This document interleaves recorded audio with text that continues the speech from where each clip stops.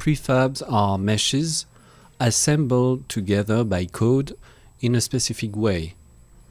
The final result will change and adapt depending on the size and shape of your box or brush.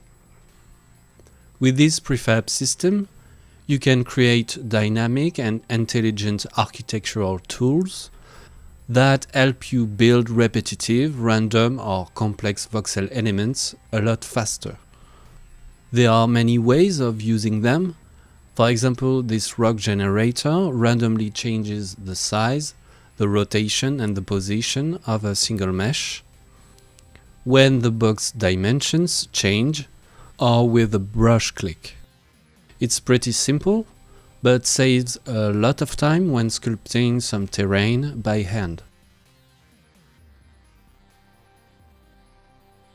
You can build entire buildings with only one prefab, or create simple prefabs to help you build on the fly. Think of it as modules that can be divided into smaller modules with the possibility to add repetitions and conditions. Click the Prefab tab in the upper banner. This is where you create your prefabs. Click New to start a new prefab code. Be careful not to close this window. If you haven't saved the code, you lose the changes made so far. The first thing you need to add is the final output module that Voxel Studio will use when using this particular prefab. This module has to be called main, so create it. Type main and add curly braces. Everything inside these braces will be what your final module contains. Leave it there for now. Save your code somewhere. This file contains the prefab code, but it's not compiled yet. You need to click Export Program to create the actual prefab file.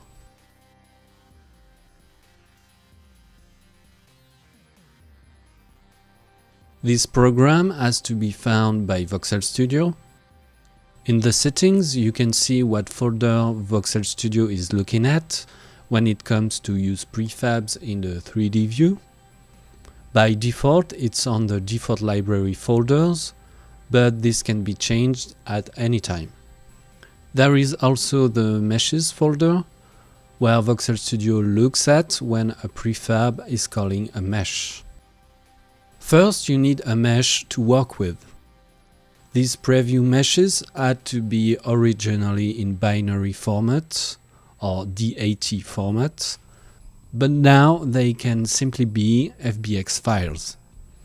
By default, the mesh instanced in a module will be contained into a cubic volume, which is determined by the geometry boundaries.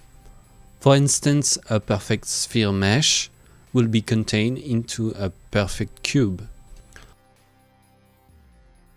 For the moment, let's just use wall 1M mesh, which is located in the default folder. This mesh is a simple cube. Each face is a quad polygon, and it fills the entire scope because it's just a cube.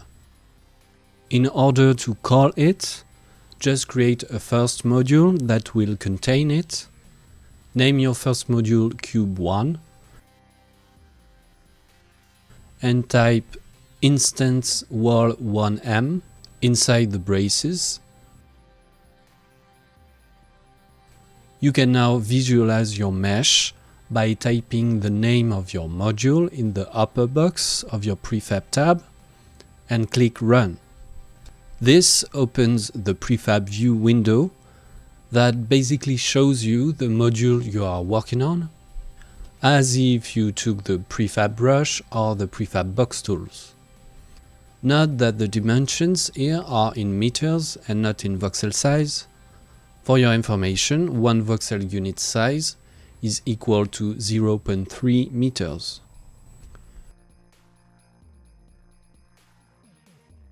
You can modify the size of your volume box here and refresh the rendering so you can visualize your object in 3 dimensions and start creating your prefab. Let's give this module a material slot. That way you can recognize it better in the preview.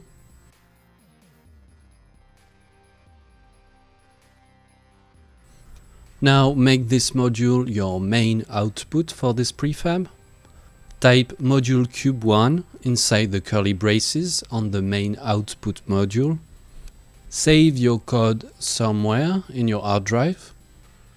Now export your prefab and save it in the library folder, the one you have in the Path tab of the settings window.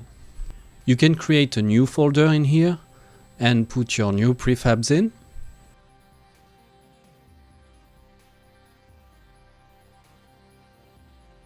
Note that you can change the library address by typing the new addresses folder.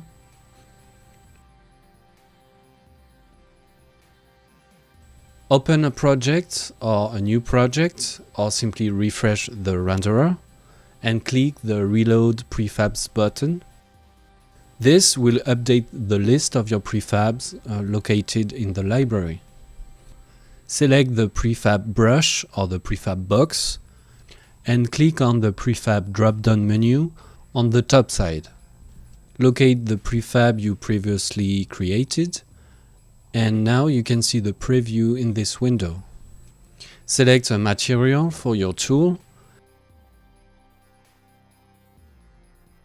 and draw a box and fill, or left click with the prefab brush. Congratulations, you just create and use your own prefab. In a nutshell, the mesh located in your library has been called by the prefab you just made, and you used it for adding voxels into the world. Note that you can assign a specific material for this particular mesh. Go back to the drop-down menu and assign another material to this material slot that you previously created. You can see that the preview color changes. Now this mesh will use this new material instead of the default one.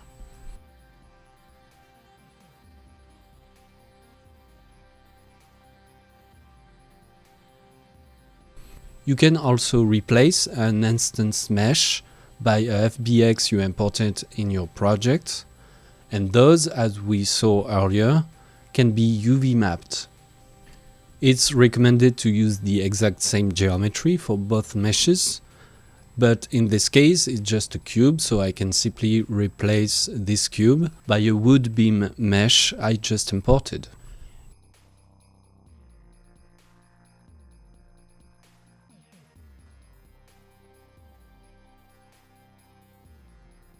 If the replacement mesh has UV materials, those materials will override any materials you assign in there.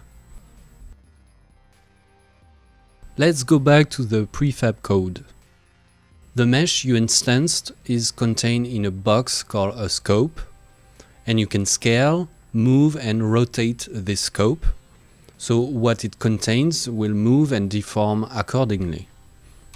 You can see that as a secondary volume inside your original modules box. This second box will handle all kinds of manipulations for what is inside. Let's start with the scaling.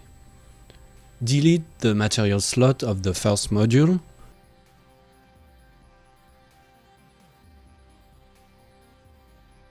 Create a new module called Woodbin 2.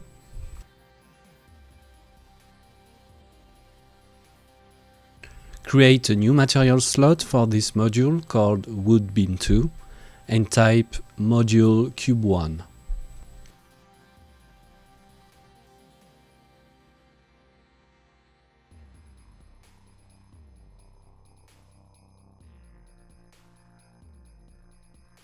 This new module will call the first cube and assign a new material for it. Create another module called woodbeam3 and repeat the same process.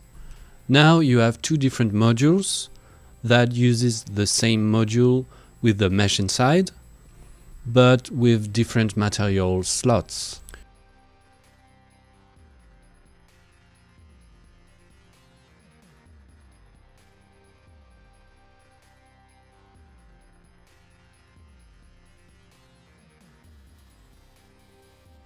You have different ways to scale your scope.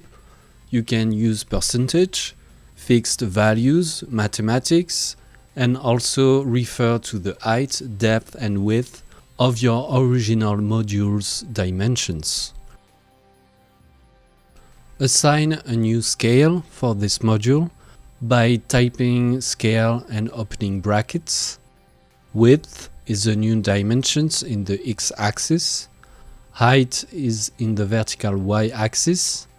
And finally, the depth is in the z-axis. Assign these values in that order. If you forget the order, refer to the dimensions boxes on the top bar. Here I assign fixed values in meters. You can see that the mesh has a new constant scale and do not fill the prefab box anymore because this one is larger.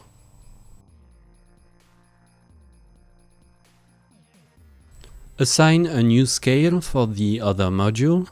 Type scale 100%, 60%, 30%.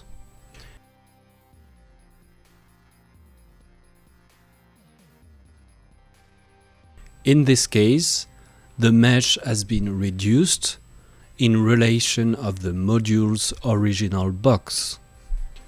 The box here represents the dimensions of the module.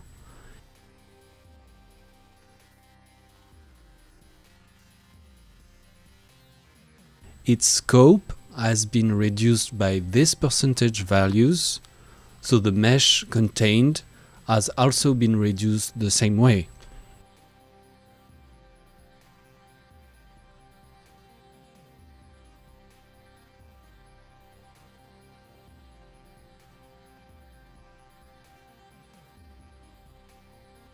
Change these percentage values to width, height, and depth, and click Run. You can see that the mesh is simply filling the entire box. Add -1 after each one of these new values. You can see that the dimensions have been decreased by 1 meter on each side based on your original dimensions. Change the values to depth, width, height.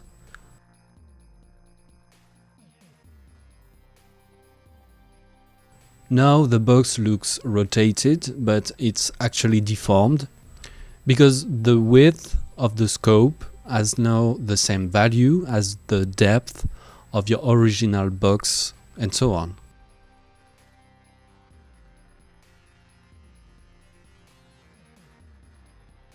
You can mix and match values in here to attain the dynamic scale you are looking for.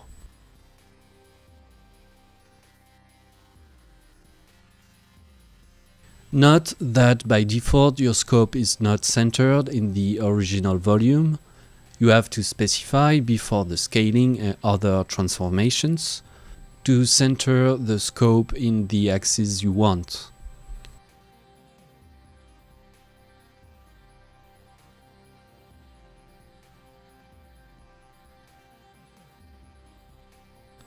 Let's talk about the rotation.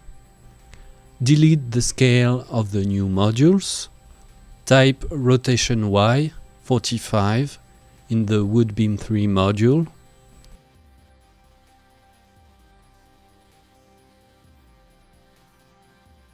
You can see that the scope has rotated by 45 degrees around the vertical axis. The original dimension still applies. You can see that the mesh has the same size than the box. The whole scope is just rotated based on the original point of origin in the corner. If you want to center your mesh in the middle of each axis, simply type center X, Y, and Z before the rotation.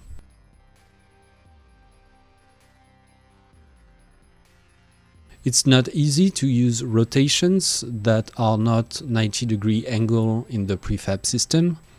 You usually want your mesh to connect nicely with other meshes, so I recommend to use pre-rotated meshes, cleverly embedded into cubic shapes.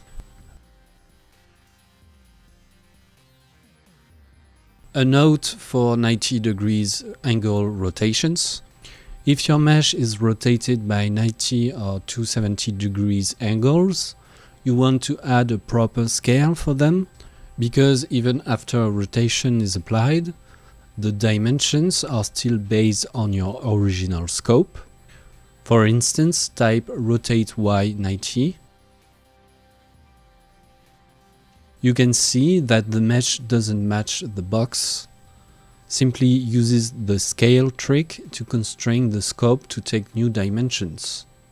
In this case, width and depth are inverted, so assign a new scale, depth, height, width.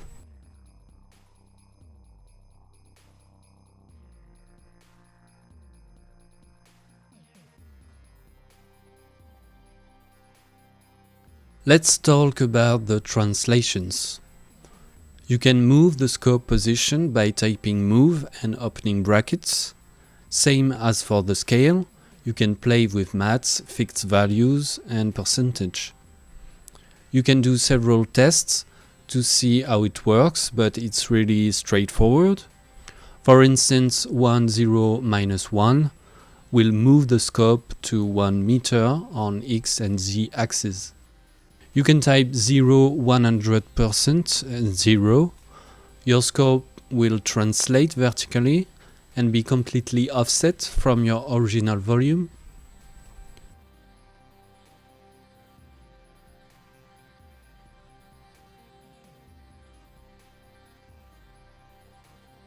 Type 0 minus 10% 0. You can see that the mesh has moved down by 10% of the original box height. To summarize the scope transformations, first I added a material slot for this module, and I centered the scope in all the axes. I rotated the scope by 90 degrees and tweaked the scale so the scope is matching the original module's dimensions. Then I moved the whole scope and called the module cube inside of it. The order here is quite important. Center first and then apply the transformations and call the module at the end.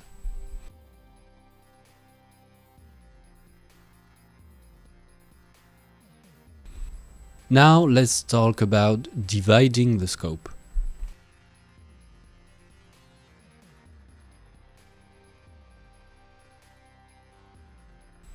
Create another module that will call these two meshes together.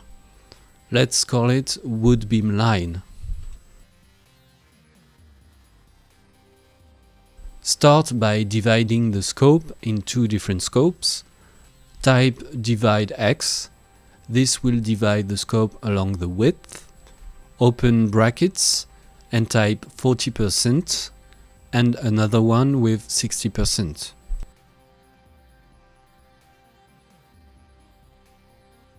Your scope is now divided in two. In front of each bracket, type the name of your modules.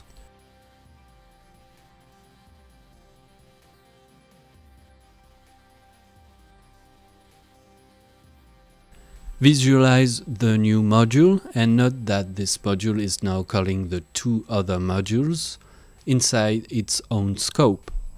Wood beam 2 is filling 40% of its width and the other one fills 60%. If I change the size of the module, everything deforms dynamically.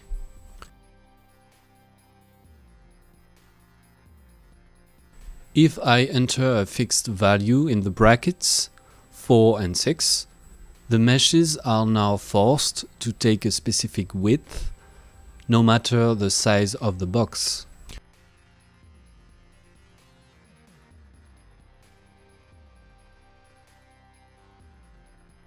You could divide the scope even more and create modules inside one of these two modules.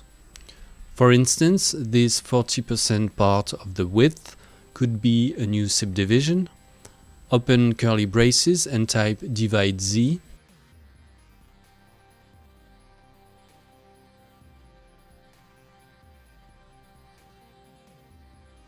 %, wood beam 2, and 50% nothing.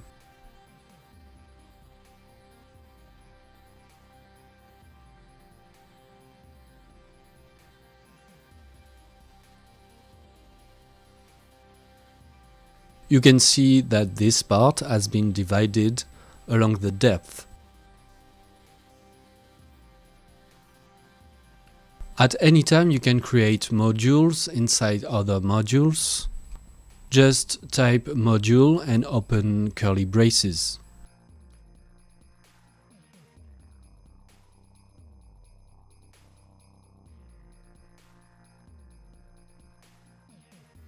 In the divide case, you don't need to type module before the brackets. Simply call a module by its name or create one by opening curly braces.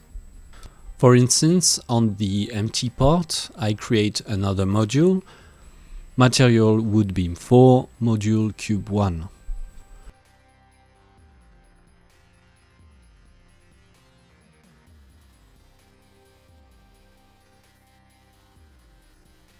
This creates a new module with a new material using the same cube mesh.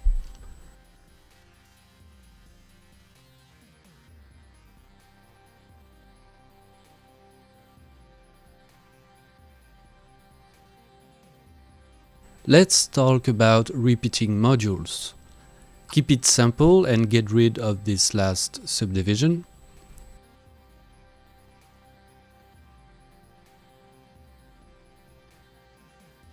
Create another module that will repeat the wood beam line on the x-axis. We switched back on percentage, so you know that the meshes are going to deform dynamically, which is a good thing for the repeat function. When you have constant dimensions, it becomes pretty hard to make them repeat and have them connected with each other properly.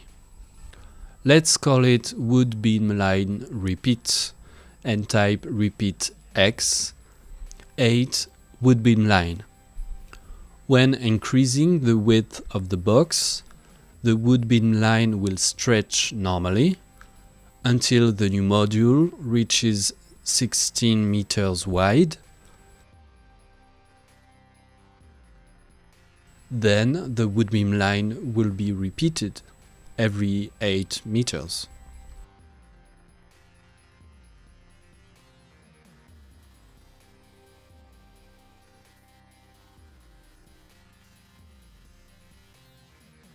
Note that the overall scale of your final prefab can be tweaked in the 3D view.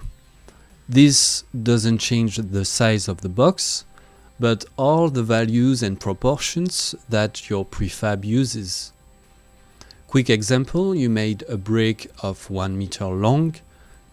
Entering scale 2 here will make it half this size. Same goes for the repetition rate.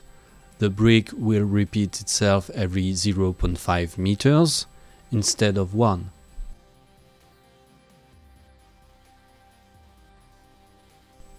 Finally, let's add a little condition for this last module.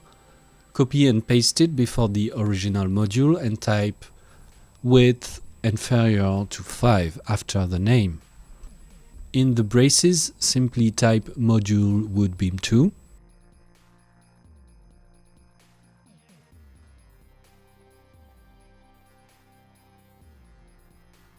This is adding a condition for the wood beam line repeat module.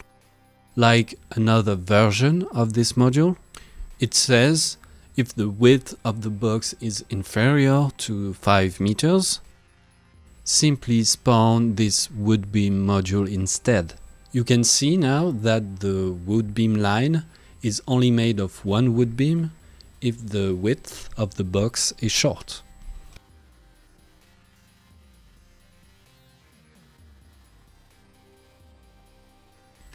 Copy the name of the final module and paste it into the main output. Save and export your prefab program.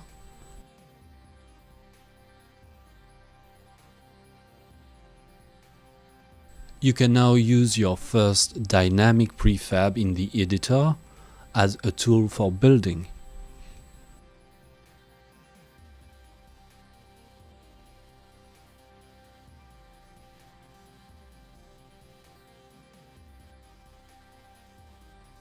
You know all the basic functions to create prefabs now. The best is to practice on simple things and add more and more complexity. Please refer to the Advanced Prefabs video to continue learning more functions, and also look at the online documentation that contains more details with concrete examples. Here you can see the code of the default prefabs that come with Voxel Studio.